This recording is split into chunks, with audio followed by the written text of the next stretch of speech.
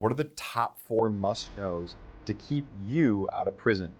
I'm going to be answering this question, which I always see come up, and I hope to cover it now in one great video.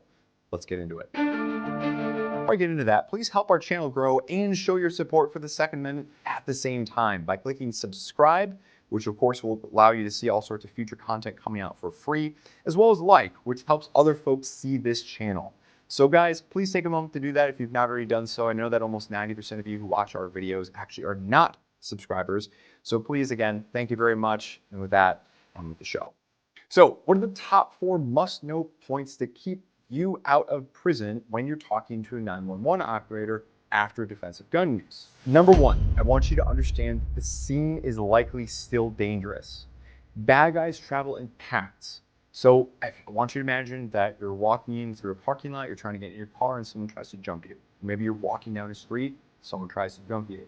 Just because you had to use your firearm, and I don't care if you didn't pull the trigger once, the bad guys get away, or whether or not you actually shot and you've got a bad guy on the ground, don't assume for a second the scene is necessarily safe, okay?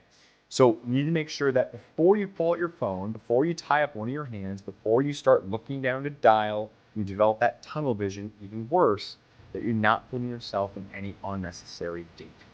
Number 2, be careful what you say. The 911 operators are understandably trained to keep you talking, keep you on the line, and keep those as many details as possible. These are, of course, recorded calls, so I do not want to see people going into exquisite detail with them.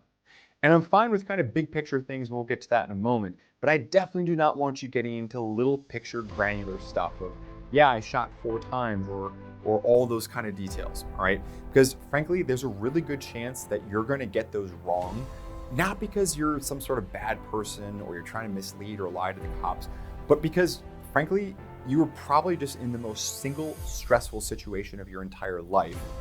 There's more neuroanatomical issues going on as far as all the stress, all the chemicals that your body's released, as far as flight or fight reflex, all that kind of stuff.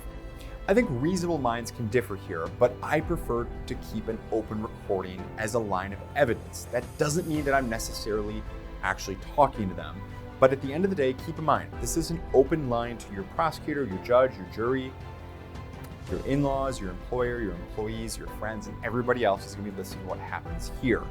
But also, we need to balance that with the fact that we don't want to be going into lots of details, and we also don't know if we have a safe scene.